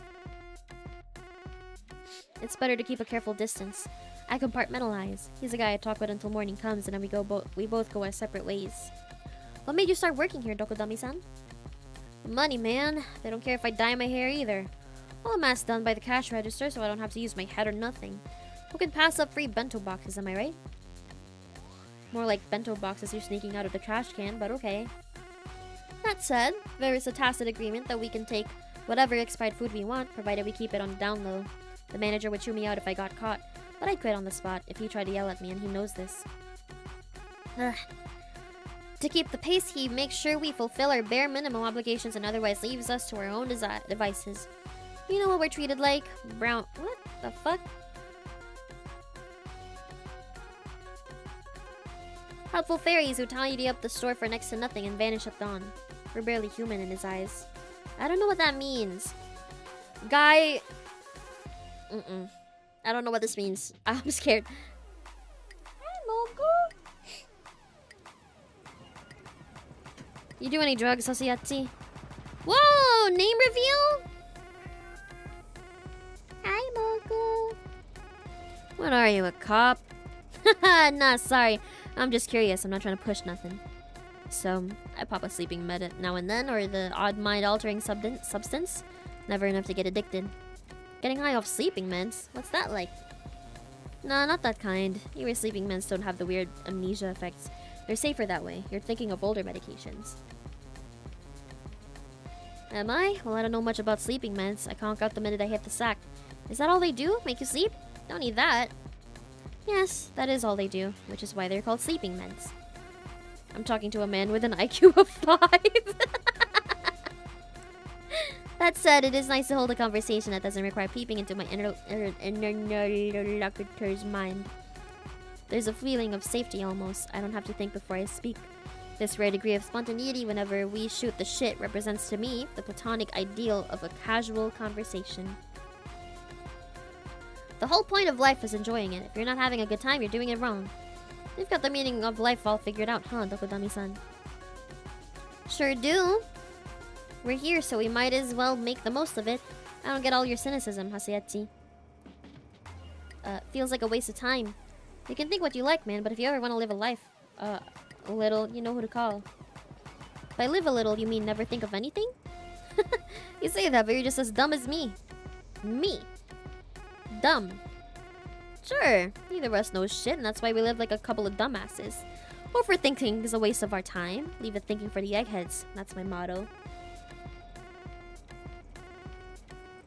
The brainiacs can dream up a world for us, and punks like me can sit back and nibble on the fruits of their labor. It's that way for everything, even pachinko.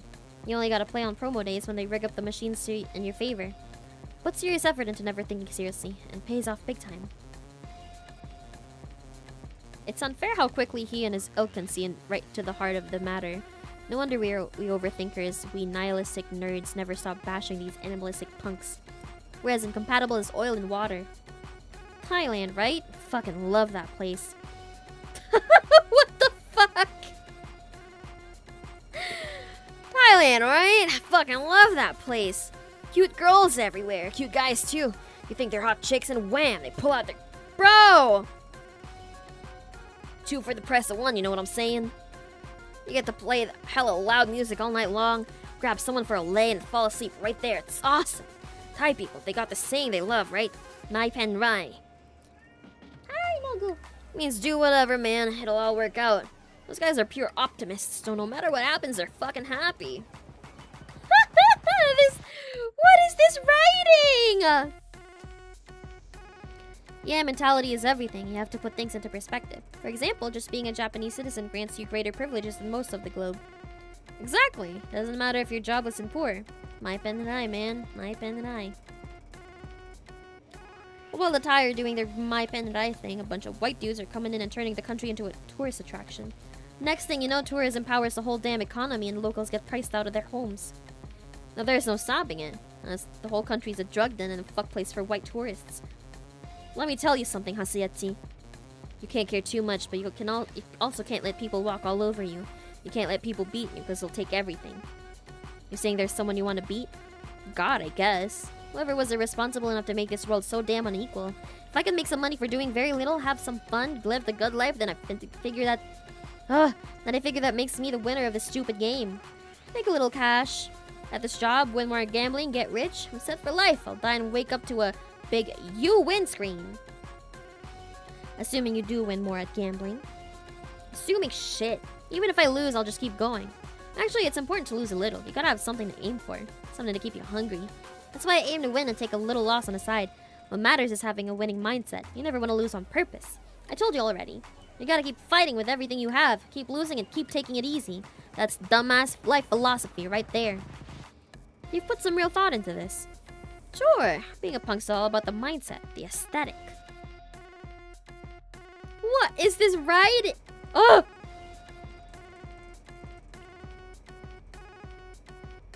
I don't like how close you are, mister. It's a little creepy. Anyway, here's a vape with a little something extra in it. Got it in Thailand. See, here comes the petty crime. Not that I care. Morality can fuck off. You've got some time to kill. You want to light up with me? You just said you weren't gonna push anything. Dude, don't be such a buzzkill. Smoking alone is no fun, but hey, if you don't want it, that's cool too. Da-da-da-da-da. Never hurts to try something new, I guess. Here, your turn. Also, it's not even illegal. I mean, the government doesn't know about it yet, so it's pre-regulated. I don't care what the law says. Doesn't really matter, because regardless, we'll get fired if we get caught. Man, who's gonna care? Even if they see us on a security cams, they'll just think we're vaping. Fair. There's a kind of wisdom that comes with being a punk. A part of the feral lifestyle, I guess. Well, why not? If he gets caught, I'm fired anyway. Might as well join him. I take the penny offers me and raise it to my mouth. I'm not sure what to do, to be honest. I've never even smoked a cigarette before. Tokodami has the gall to snicker at me, but I try not to let it get to me. I'm too creeped out by the thought of my lips touching something he had in his mouth. You gotta inhale. Make it go down in your lungs. Didn't like that. You'll get better with practice. What's supposed to happen now? Dunno. We just gotta relax and enjoy it. Some people have a bad time on their first trip, but hey, my pandai. Ugh. Uh-oh. I feel kind of woozy. That's how you know it's working. Honestly, thank God for getting high. Only thing that makes these damn night shifts bearable. His ringing laughter rings inside my skull. Meanwhile, the clunk of the air conditioner falls into a rhythm that's oddly soothing to my ears. Now I understand what people mean when they talk about auditory stimulus bringing pleasure to the brain. Oh, sorry. Hey, Hasuyachi. How are you liking this? Why are you getting closer? I don't know, it feels weird. Man, you're stupid. You're weird for slumping over and muttering to yourself. You gotta enjoy it. Laugh it up. We're both being weird. Even thinking is becoming too much of a bother. Some part of me wants to give in to this lethargy and let myself relax. Is this what it means to turn your brain off? Maybe Dokodami is onto something. If we're both weird, then his no-brain approach is by far the easier way to live. You'll be okay. This isn't even that strong, man. Right, let's get back out there and restock some shelves. I might be able to, but you shouldn't. Your eyes are too red. No one's gonna notice. People who come in this late are all crazy anyway. I mean, fair. Aw, we're gonna have a trip at work? Whoa. I manage, barely, to wobble through the rest of the shift at my snail's pace. I've never seen the sun so stabbing bright, and I hate it. Tokodame, on the other hand, is waltzing off to the pachinko parlor. I was gonna yell at him for getting me high, but when he claps me on the shoulder with a big grin and says, "That was fun," I just don't have the heart to tell him off. It's only for a few hours anyway. I can go home, sleep it off, and return to my old gloomy self. But until then, my penrai, my penrai.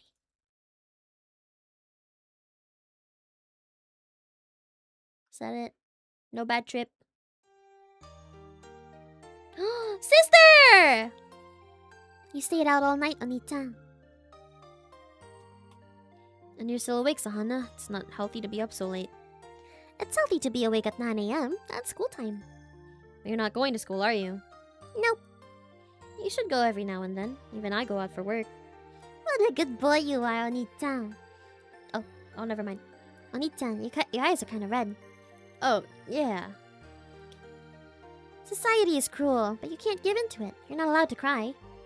I'm not giving in, and I'm not crying. Screw society. You can't conform to it either. You fight it, and you interrogate it. Never forget that. The world is a cold place, and you don't need to adapt yourself to it. I talk to people at work, you know. There's this dumb dropout kid, but he's actually got more going on between his ears than you'd think. Is he your friend? No, we're not friends. I talk to him because he's there, that's all. There are some things you can learn by watching from afar. Sahana knows. What? Oh, that's her? There are some things you can learn by watching from afar. Sahana knows. What do you know? Come on, I'm off to bed. Find a book to read or something. I'll stay beside you until you fall asleep. Sure, if you want to. I do. Good night. While everyone else is at school, I'll sit here and read. I'll read lots and lots of books and learn about the world through their pages. Yeah? I'll keep borrowing more from the library then. Thanks. In this world, he who finds happiness wins, Oni-chan. Sleep well, Oni-chan. Good night, Oni-chan.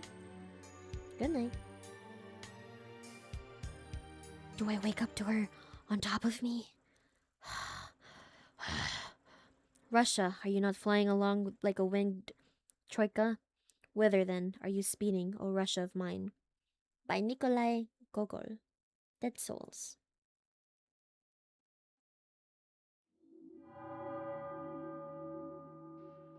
Okay. We'd have to pick another thingy. And I think I'm gonna leave it at that. If that's okay with you guys.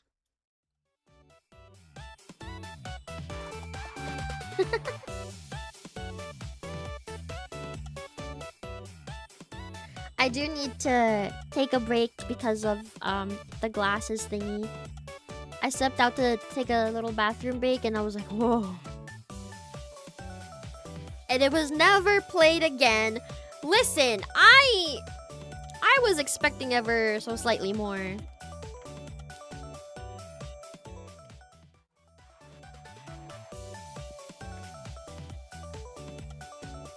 We've played other visual novels in the channel that are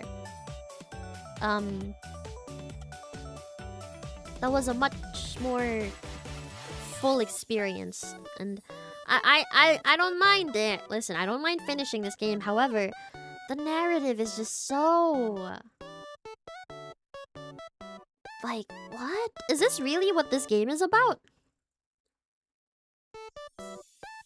Dark visual novel by acclaimed author Nyara, overly sensitive to other people's emotions. The protagonist, a light novel writer, develops the ability to read minds, only to be driven even deeper into isolation. His sole remaining comfort is his younger sister, gifted yet lonely. It's all his narrative. There's not much else. It's just a bunch of... It's more of a think piece than anything. Which, again, I don't mind. I'm just struggling to get through it because it's like, how long do we drone on about other people until we see some essence to the story? It's a really slow burn, and I don't mind. But also, my throat hurts from from talking that much, which again is fine. We'll keep playing it. I am interested to see how this little sister plays into it, because like, I feel like it would have been named anything else if that's not the point of it. But we'll see. I'm gonna leave it at that. I don't know if I'll be streaming tomorrow. I would like to rest my eyes a little bit as I get used to this new prescription. This wasn't scheduled, like I didn't know I was gonna get my glasses today, so I'm a little scared that I'm gonna get really dizzy. But yeah. It's almost 9 p.m. and I really would like to get some rest because I've been sleeping late and waking up really early the past few days. So I'm gonna leave it like that. The emote was like 15% off. Exactly! And no, I'm not doing a little sister voice pack. Because I don't know what that entails. If I ever think of it, then maybe I'll think about it. What would even... I've never heard a little sister voice pack before. I don't actually know what's in it, you know?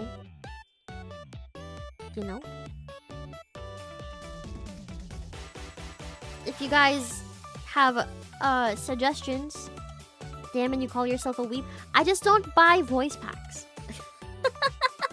I don't buy a lot of voice packs. If you're from, or like if you're purchasing with Filipino money, it's really expensive to purchase VTuber voice packs. Like, really expensive. And then I moved to Canada, but then became a VTuber myself. And then I just haven't bought a voice pack in a very long time. I've bought like 2 in my entire life. So I don't actually know. Maybe I'll research. Maybe it'll be fun. I think it's like, I think a little sister voice pack probably is a little fitting. Your little sister voice is very cute. Was it? Was it though? I was a little worried about it being cringe. Just ever so slightly. But also, I think Bubbies are kinda perverted, no? The Bubbies are a little bit perverted. You guys are ever so slightly pervy. So you probably I remember I used to get like, well, I think we set it at like $15 and I called you like Oni-chan in a voice.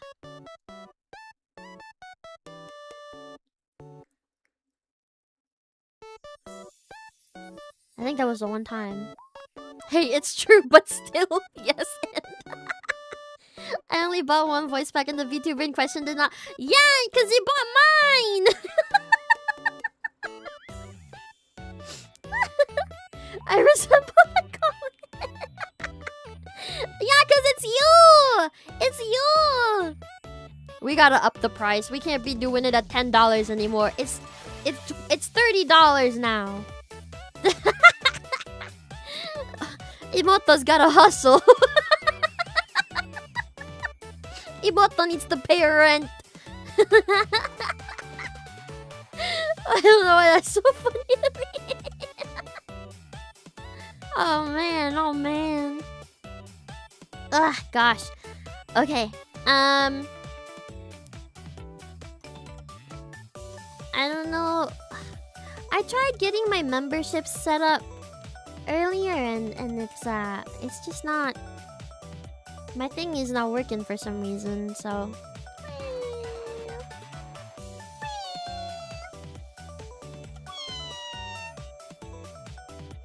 we'll figure it out.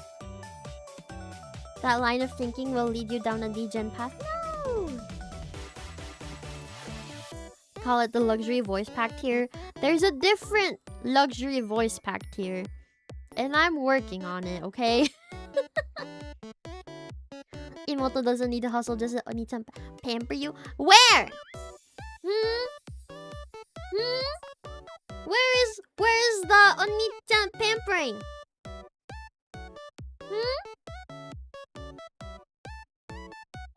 You perv bubbies come to my chat and then yell at me that I can't drive in Zomboid, and then you tell me to say embarrassing stuff, and then you make donos, and then you make me say even more embarrassing stuff, and then that's it. And then that's it.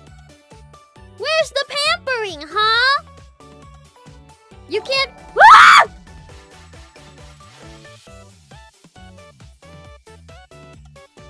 Fine, but you still can't try it.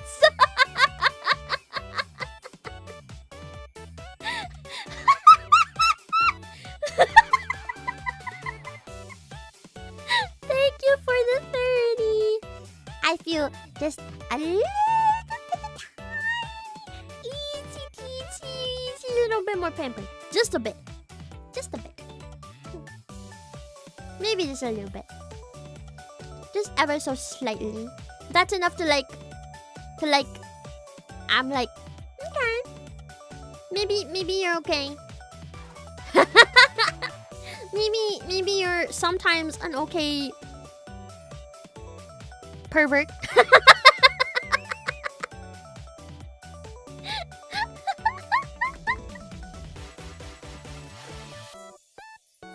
She hates us because we tell the truth. I drive decently in Zomboid. We went, what, 3 streams without me crashing into anything? So, frick you. Beesh.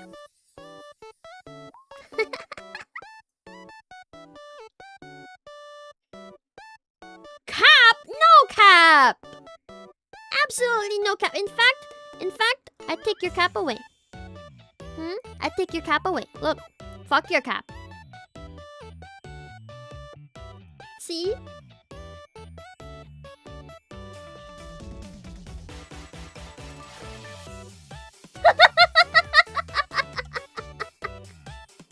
Streamer abuse. Yeah, caps will be taken away. Wigs snatched.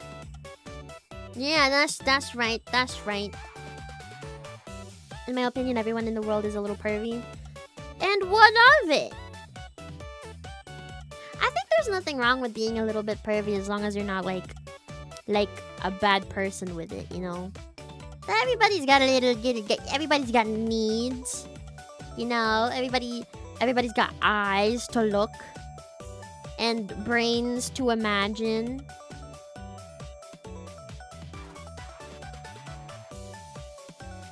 But anyway, thank you for the donos today. I appreciate it. I will use it to buy lunch tomorrow. Lunch will be purchased and eaten. Thank you. Okay, it is 9 p.m. and I need to stop talking because my throat is starting to hurt. And I need to do a lot of work tomorrow. So I'll talk to everybody sometime this weekend. I'm just not entirely sure what time. Probably I'll post about it Saturday morning EST. We'll see if I have like the capacity to be streaming stuff. Cause these glasses are gonna F me up a little bit. Okay? Okay. I'll see everybody in the next stream.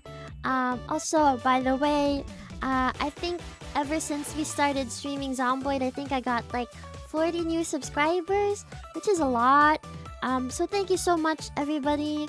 If you, I would really appreciate it if you guys, liked this stream and shared, or even like just copied the link and all that algorithm stuff and shit like that. It's really cool to see some growth again. It's been a little stagnant, so I'm very happy, especially because it's Zomboid. Like, I was really surprised that people actually came into my streams recently, because I figured people don't really like Zomboid streams. So yeah, abuse Onita more. I'll think about it. I'll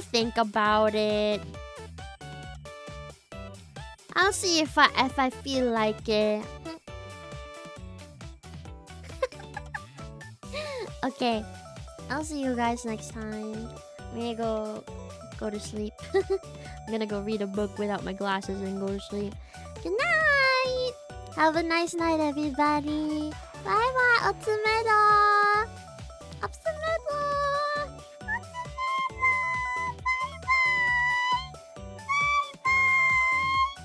Bye bye. Say bye bye.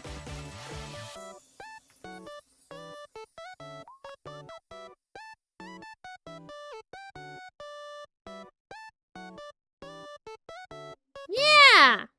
Now tell me you love me. Say you love Mero.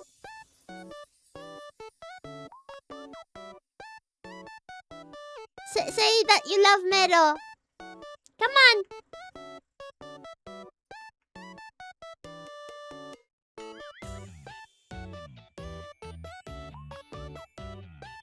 Tell Mero you love her.